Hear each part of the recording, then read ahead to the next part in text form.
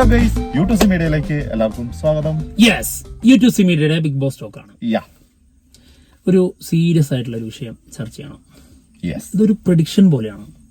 Okay, അതായത് നടക്കാൻ പോകുന്ന ഒരു കാര്യം, അതായത് എന്റെ മനസ്സിൽ തോന്നിയ ഒരു കാര്യം, അതാണ് പറയാൻ പോകുന്നത്. ഇത് ഇങ്ങനെ ആവണമെന്ന് നിർബന്ധമൊന്നുമില്ല, പക്ഷെ ഞാൻ അടിയുറച്ച് വിശ്വസിക്കുന്നത് ഇങ്ങനെയായിരിക്കും സംഭവിക്കാന്ന്. അങ്ങനെ ഒരു വീഡിയോ ആണ്. മനസ്സിലായി എന്താണെന്നുള്ളത്, ആരെ കുറിച്ചാണെന്നുള്ളത്. യെസ്, അതായത് ആദില ആൻഡ് നൂറ. യെസ്, അതായത് മലയാള ചരിത്രത്തിലെ ബിഗ് ബോസിൽ ഇതുവരെ ഒരു ലെസ്ബിയൻ കപ്പിൾസ് അതിനകത്ത് കയറിയിട്ടില്ല. ആദ്യത്തെ ലെസ്ബിയൻ കപ്പിൾസ് ആണ്. ഈ ആദില നൂറ ഈ ടീം കയറിയ അന്ന് മുതൽ സോഷ്യൽ മീഡിയയിലും മറ്റു പലയിടങ്ങളിലും കൂടുതലായി കണ്ടുവരുന്ന ഒരു കാര്യമുണ്ട്. ഇവർ മിക്കവാറും അടിച്ചു പിരിയും.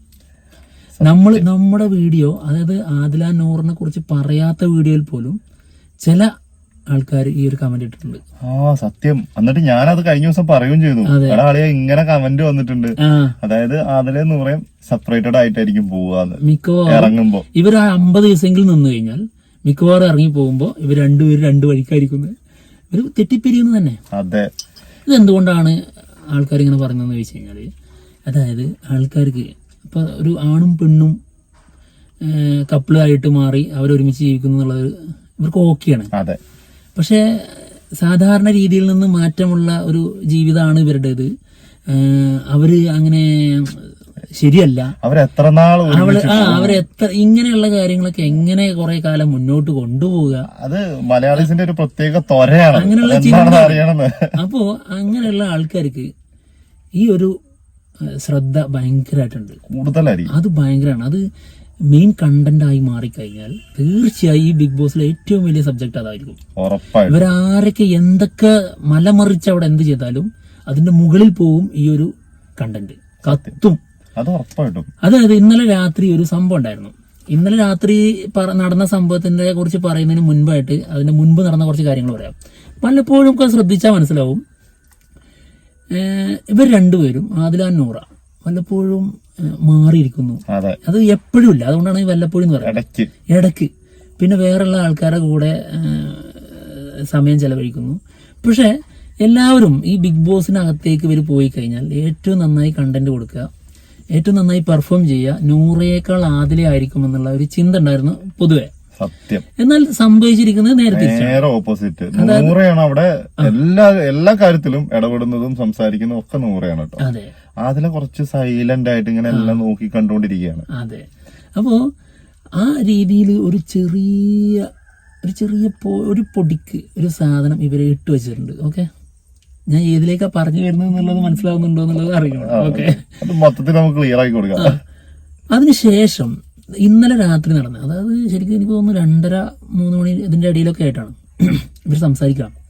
അതായത് നൂറ പറയാണ് ആദിലയോട്, നീ തീരെ ആക്റ്റീവ് അല്ല, നീ ഭയങ്കര കോമഡിയൊക്കെ പറഞ്ഞ് നീ എന്നെ ചിരിപ്പിക്കുന്നതാണല്ലോ ബേബി, നീ എന്താണ് പറ്റിയത്, നിനക്ക് എന്താണ് പറ്റിയത്, നീ എന്താണ് നിന്റെ മനസ്സിലുള്ളത് എന്നൊക്കെ പറയാനായിട്ട് പറയുന്നുണ്ട്. അപ്പോൾ ഇങ്ങനെയുള്ള രീതിയിൽ പറഞ്ഞിട്ട് അവർ തമ്മിൽ എന്തോ പ്രശ്നമുണ്ട് എന്ന് വരുത്തി തീർത്തിട്ടുണ്ട്. അതായത് കാണുന്നവർക്ക് തോന്നണം, പ്രേക്ഷകർക്ക് തോന്നണം ഇവർ തമ്മിൽ എന്തോ ഇതിനുള്ളിൽ കയറിയപ്പോ മുതൽ എന്തോ വിഷയമുണ്ട്. അതായത് സ്റ്റെപ്പ് ആയിട്ട് ഇത്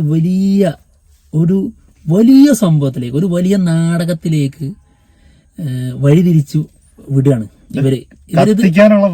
മനഃപൂർവ്വം. അതായത് ഉറപ്പാണ് ഇവരുടെ ഏറ്റവും വലിയ സബ്ജക്ട് എന്താ, ഇവരുടെ മെയിൻ എന്താ, ഇവരിതിനകത്തേക്ക് കയറാൻ തന്നെ കാരണം എന്താ, ബന്ധം തന്നെയാണ്. ഇവർ ലെസ്ബിയൻ കപ്പിൾസ് ആണെന്നുള്ളത് തന്നെയാണ്. പിന്നെ തീർച്ചയായിട്ടും അത് തന്നെയാണ്. അതുകൊണ്ട് തന്നെയാണ് അവർക്ക് കേറിയിട്ടുള്ളത്. അതെ, അതായത് LGBTQ കമ്മ്യൂണിറ്റിയുടെ ഭാഗമായിട്ട് കയറിയതാണ് ഇവര്. അപ്പോ ഈ ഒരു സബ്ജക്ട് ഇതിനകത്ത് വലിയ ചർച്ചയാക്കും എന്നുള്ളത് അവര് ഉറപ്പിച്ച് തീരുമാനിച്ചു വന്നതാണ്. ഞാൻ മനസ്സിലാക്കിയ കാര്യമാണ്.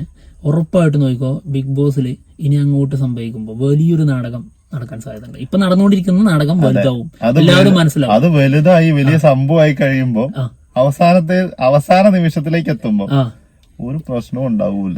അതായത് ഇവര് ലാസ്റ്റിലേക്ക് എത്തുമ്പോഴാണ്. പക്ഷെ ഇതിന്റെ സെന്റർ ആകുന്നതിന് മുൻപായിട്ട്, അതായത് ഈ 100 ദിവസത്തെ കളി 50 ദിവസത്തിന്റെ ഒക്കെ അടുത്താവുമ്പോ, അല്ലെങ്കിൽ ഒരു 30 ദിവസമെങ്കിലും ആകുമ്പോഴേക്കും ഇവര് അടിച്ചു പിരിയും, ഇവര് സെപ്പറേറ്റ് ആവും. അതായത് ഇവർ രണ്ടുപേരും ഒരൊറ്റ മത്സരാർത്ഥിയായിട്ടാണ് കയറിയിട്ടുള്ളത്. പക്ഷേ ഇവർക്കിത് അറിയില്ലേ, ഇവർക്കറിയില്ലേ ഇവര് ഒരൊറ്റ മത്സരാർത്ഥിയായിട്ടാണ് കയറിയിട്ടുള്ളതെന്നും ഇവരുടെ നിലപാടുകളും ഇവര് എന്തും പറയേണ്ടത് ഒരുമിച്ചാണെന്നുള്ളത്.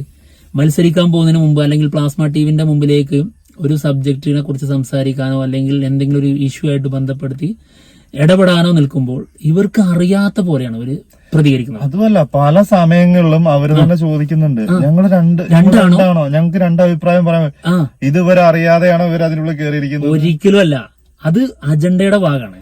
ഇവർ തീരുമാനിച്ചുറപ്പിച്ചു വന്നതാണ്. എഴുതിയിട്ടോ, ഇവർ മനഃപൂർവ്വം പ്രശ്നങ്ങൾ ക്രിയേറ്റ് ചെയ്ത് ഇവർക്കിടയിൽ പ്രശ്നങ്ങളുണ്ട് എന്ന് വരുത്തി തീർത്ത് ഇവർ തെറ്റുന്നത് പോലെ അഭിനയിച്ച് കാണിച്ച് മലയാള ഈ കുറെ ആൾക്കാരുണ്ടല്ലോ അവരെ മൊത്തത്തിൽ തെറ്റിദ്ധരിപ്പിച്ച് വലിയ കണ്ടന്റ് ഇവർ ക്രിയേറ്റ് ചെയ്യും. ഞങ്ങൾക്ക് തോന്നിയ കാര്യമാണ് കേട്ടോ ഈ പറഞ്ഞത്. കാരണം ഇവരുടെ ഒരു പോക്കും ഈ സംസാരവും ഇന്നലെ ഉണ്ടായ സംസാരവും ഇതൊക്കെ കേട്ട് കഴിയുമ്പോൾ നമുക്ക് തോന്നുന്ന ഒരു സാധനമാണ്.